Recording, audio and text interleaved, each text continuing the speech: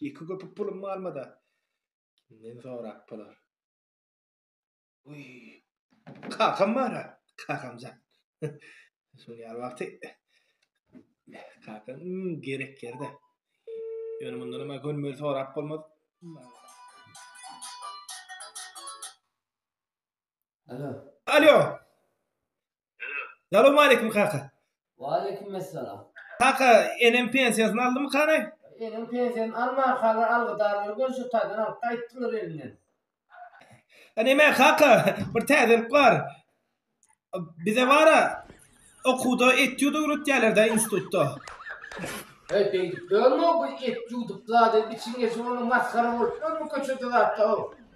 O bir tuğlaplar boğultlar diyeceğim olmayan yok başın çiğlığına yut bolmuyor. Kaka etüt diýen etüt. Ine senin meselem sağ elin ýokaryk kalır. Kalırdım. Üç barmaň var, üç barmaň. O kulwikan ogul gazydyň var. Şol üçsünem aşak getir. Yatırdım. Başam barmaňym, süýüm barmaň üstünde goýdy. Eýlek beýlep şonu nemet süýşür. Dinle oğlum. Sonra senin sağ kalır.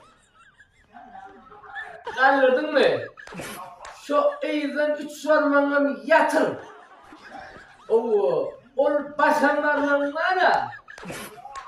Şu 3 sormanın üstüne yatır. Süyüm varmanın başanlarla üstüne yatır. Ha, ine. Annesi yesin.